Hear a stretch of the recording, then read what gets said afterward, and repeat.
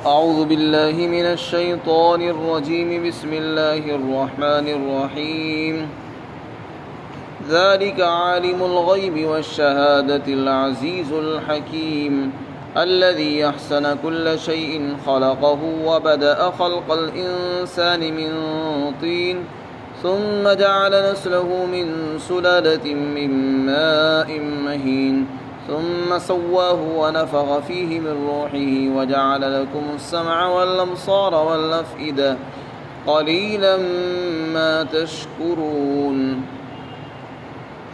وقالوا أإذا ضللنا في الأرض أإنا لفي خلق جديد بل هم بلقاء ربهم كافرون قل يتوفاكم ملك الموت الذي وكل بكم ثم إلى ربكم ترجعون۔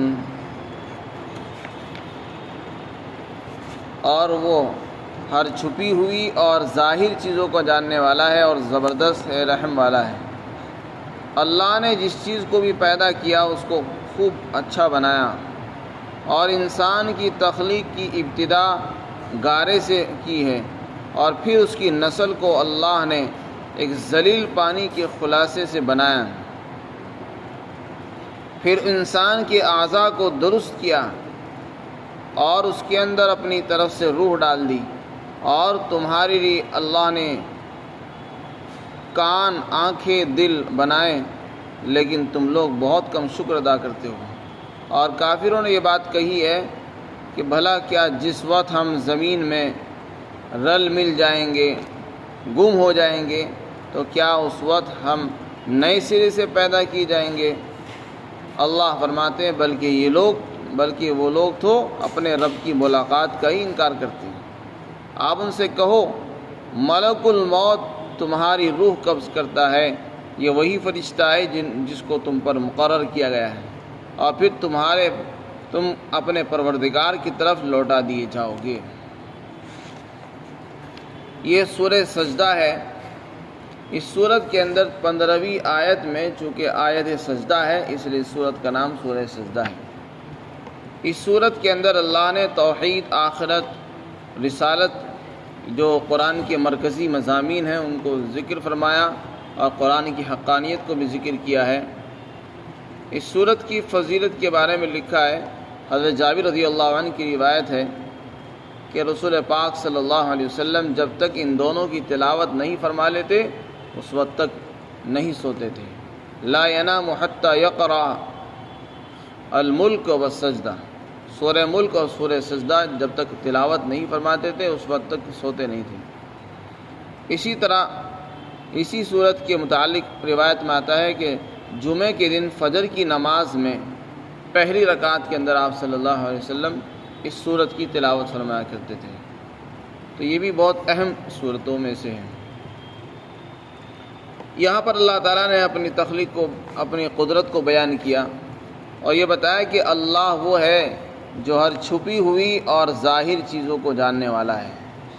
غیب کے معنی وہ چیزیں جو ہماری نظروں سے غائب ہیں، ہمیں نظر نہیں آ رہی ہیں، زمین کی تہہ میں ہو، آسمان کی بلندی پر ہو، رات کے اندھیرے میں ہو، کہیں بھی ہو، اللہ تعالیٰ وہ ذات ہے جو ہر چھپی ہوئی، ڈھکی ہوئی چیزوں کو بھی جانتا ہے۔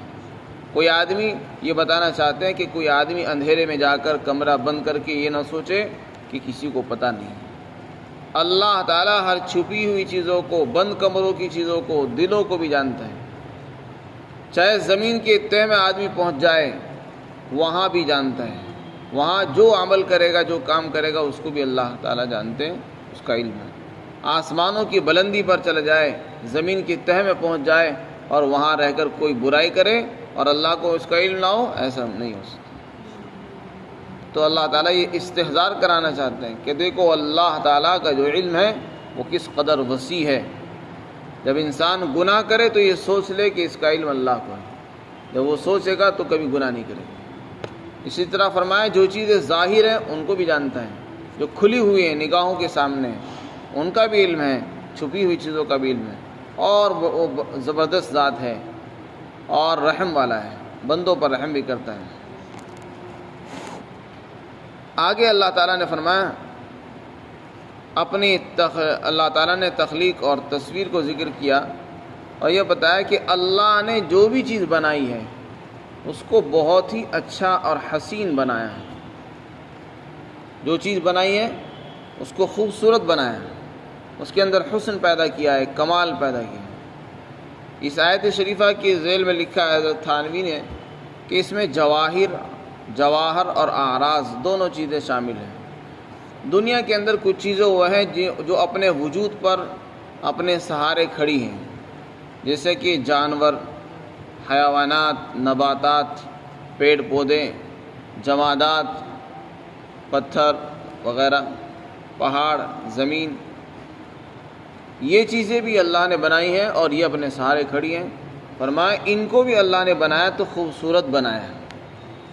وہ ایک الگ چیز ہے، ہمیں ان کا حسن نظر نہیں آتا، لیکن ان کے اندر اللہ نے حسن رکھا ہے، خوبصورتی رکھی ہے. پہاڑوں میں خوبصورتی ہے، پتھروں میں خوبصورتی ہے، درختوں میں خوبصورتی ہے، جانوروں کے اندر بھی اللہ نے خوبصورتی رکھی ہے. اگر کوئی آدمی گہرائی سے دیکھتا ہے، انصاف کی نظر سے دیکھے گا تو اس کو خوبصورتی، حسن نظر آئے گا.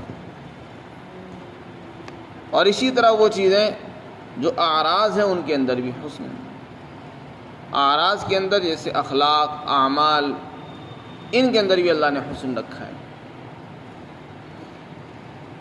بہت سی چیزیں وہ ہیں، وہ جانور جو زہریلے جیسے کہ حشرات الارض، درندے، پھاڑ کھانے والے، شیر، کتا، بلی، خنزیر، اور اسی طریقے سے شیر، چیتا، بھیڑیا وغیرہ. یہ چیزیں اگرچہ ہمیں دیکھنے میں بری لگتی ہیں لیکن یہ بری نہیں ہیں. تخلیق کے اعتبار سے سب چیزیں اچھی ہیں. اللہ نے ہر چیز کو خوبصورت بنایا اور ہر چیز کے اندر ایک حسن رکھا ہے. وہ ہمیں نظر نہ آئے وہ ایک الگ چیز ہے، لیکن اللہ نے ہر چیز کے اندر حسن رکھا ہے. اسی طرح لکھا علماء نے، حضرت تھانوی لکھا ہے کہ جو اعراض ہیں ان میں بھی اللہ نے حسن رکھا ہے، جیسے اخلاق ہے. یہاں تک کہ جو اخلاق برے سمجھے جاتے ہیں جیسے کہ غصہ، حسد، غصہ کا کرنا اور حرص کرنا، لالچ کرنا، اور اسی طرح شہوت، خواہشات، یہ چیزیں بری سمجھی جاتی ہیں، برے اخلاق سمجھے جاتے ہیں. فرمایا تخلیق کے لحاظ سے یہ بھی اچھے ہیں. غصہ اپنی ذات میں کوئی بری چیز نہیں ہے، خواہشات کوئی بری چیز نہیں ہے، حرص، لالچ کوئی بری چیز نہیں ہے. البتہ اس میں برائی کب آتی ہے؟ جب کہ اس کا استعمال غلط ہو. غصہ اللہ نے انسان میں رکھا ہے کہ اچھی چیز ہے، اس کو اگر صحیح جگہ استعمال کیا جائے گا بہت اچھی بات ہے. وہی غصہ اگر غلط محل پر بے محل استعمال ہو، بے محل غصہ کیا جائے تو وہ برائی ہوگا، ناپسند ہوگا. خواہشات انسان کے اندر رکھی ہوئی ہیں، اگر وہ صحیح جگہ پر خرچ ہو جائیں، لگ جائیں گی تو اللہ راضی ہوگا. وہی خواہشات انسان غلط راستے سے پوری کرے تو یہ اللہ کی ناراضگی کا سبب بنے. تو خواہشات بری نہیں ہیں، ان کا استعمال برا ہو جاتا ہے.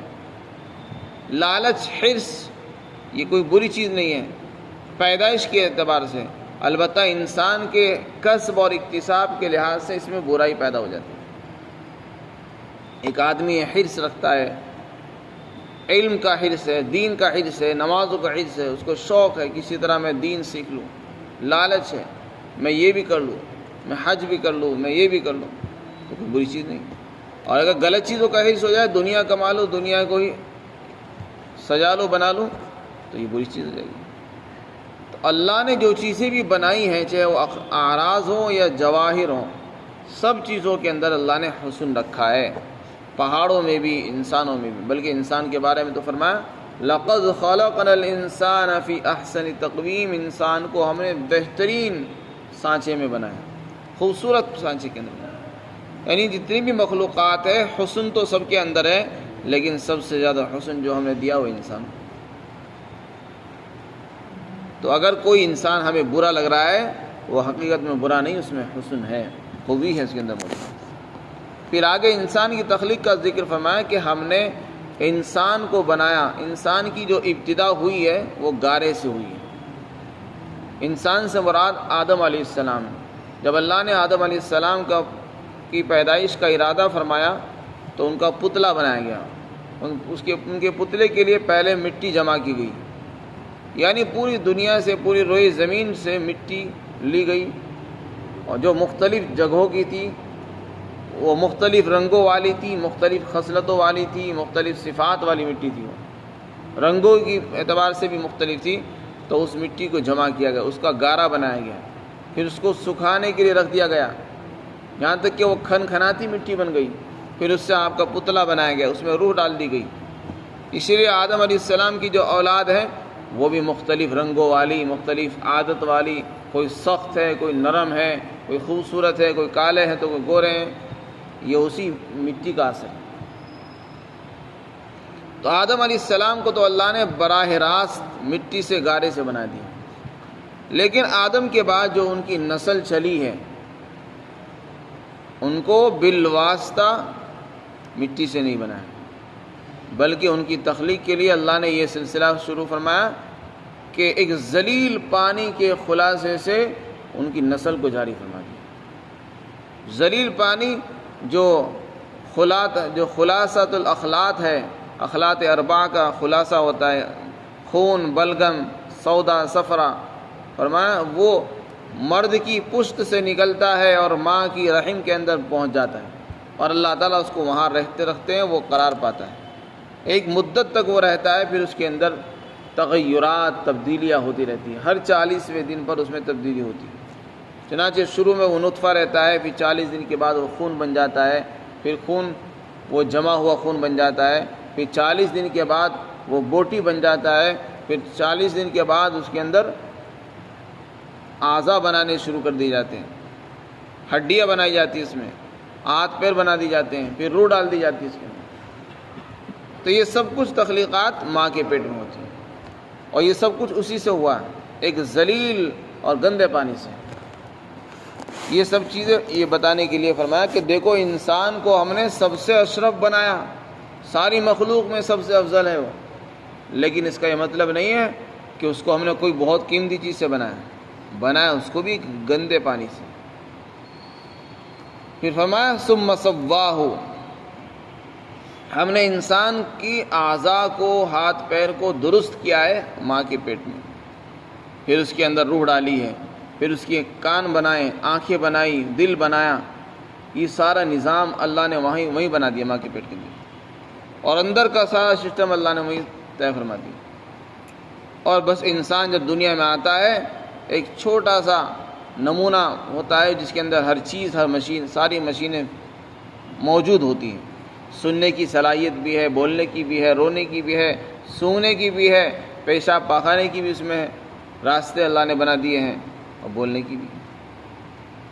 اگر ایک چیز کی کمی ہو جاتی ہے تو لوگ پریشان ہو جاتے ہیں، اگر دل میں سوراخ ہو تو ماں باپ روتے ہیں، بہرا ہو بچہ، سننے کی صلاحیت نہ ہو تو پریشان ہو جاتے ہیں۔ اللہ نے ماں کے پیٹ میں کتنی ساری صفات پیدا کرے، کتنی ساری صلاحیت اس کو عطا کر کے دنیا میں بھیجا ہے۔ فرمایا ان ساری نعمتوں کا تقاضا یہ تھا کہ اس پروردگار کے سامنے آدمی سجدے میں پڑا رہتا، ہر وقت اللہ کے سامنے جھکا رہتا، لیکن انسان اتنا ناشکرا ہے کہ اللہ کے انعامات کو بھول کر اللہ کو بھولا بیٹھتا ہے اور بتوں کی پوجا میں لگ جاتا ہے۔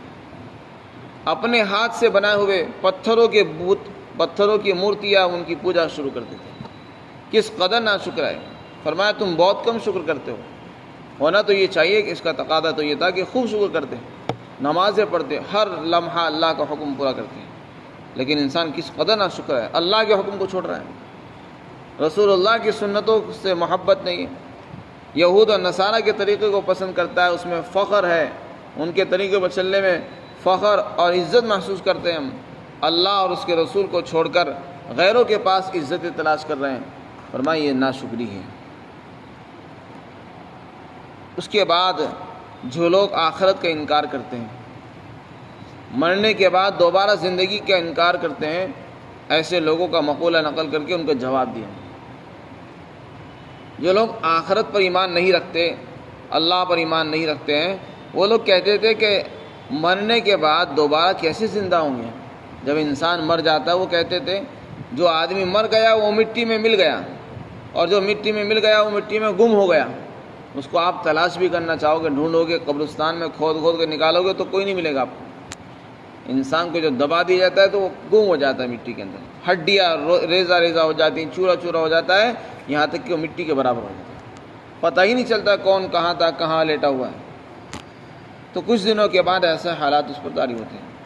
تو کافر یہ کہا کرتے تھے ایک آدمی جب مر کر مٹی میں مل گیا، گم ہو گیا، اب یہ بتاؤ کہ دوبارہ سے وہی انسان مٹی سے کیسے نکل کر کھڑا ہو جائے گا؟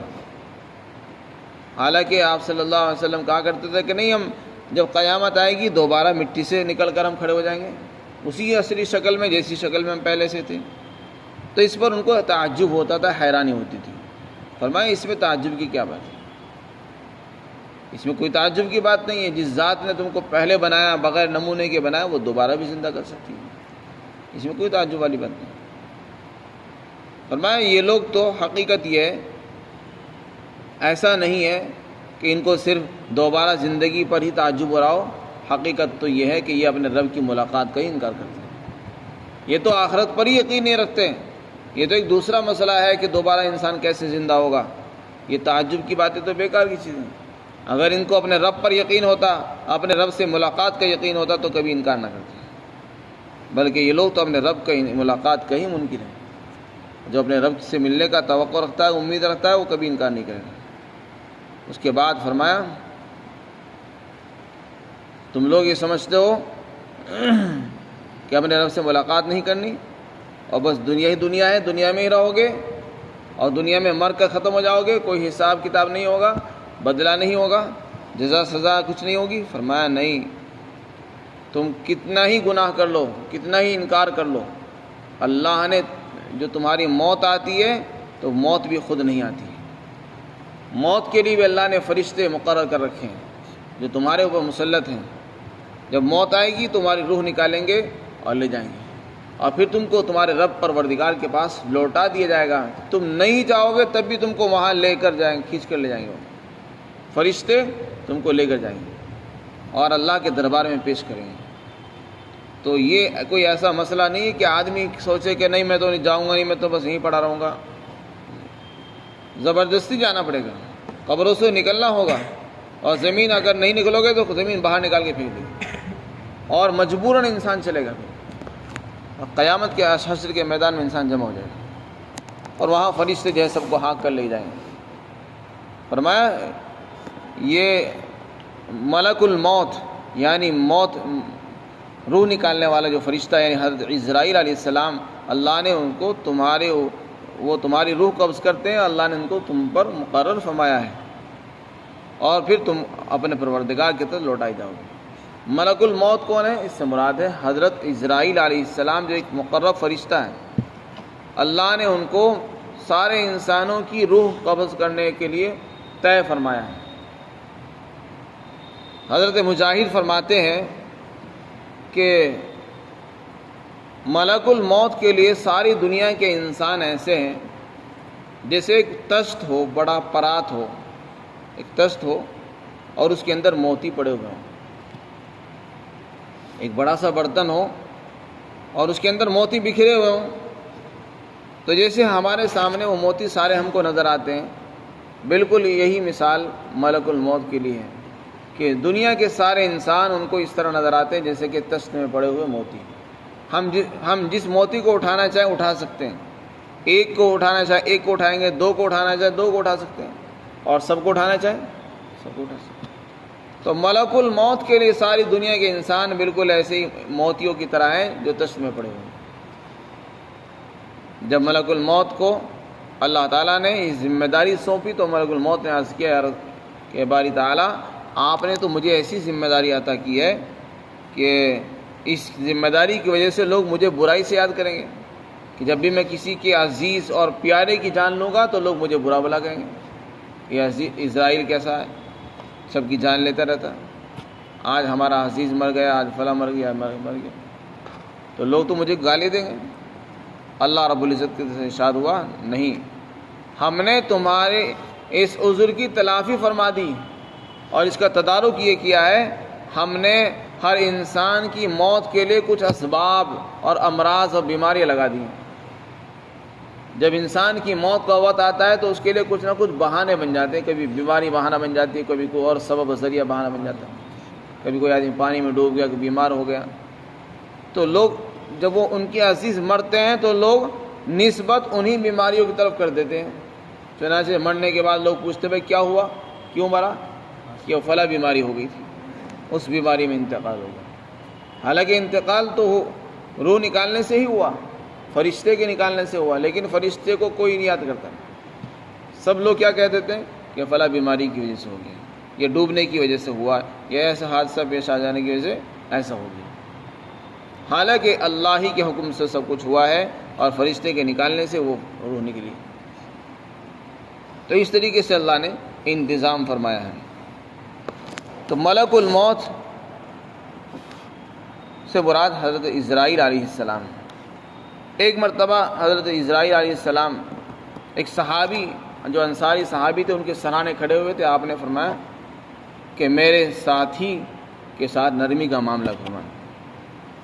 عزرائیل علیہ السلام کہنے لگے کہ میں تو ہر مومن کے ساتھ نرمی کا ہی معاملہ کرتا ہوں، یعنی جب میں کسی مومن کی روح نکالتا ہوں تو نرمی کے ساتھ ہی نکالتا ہوں۔ سمجھ آئی بات؟ تو کہنے لگے میں تو ہر مومن کے ساتھ نرمی کا ہی معاملہ کرتا ہوں، اور کہنے لگے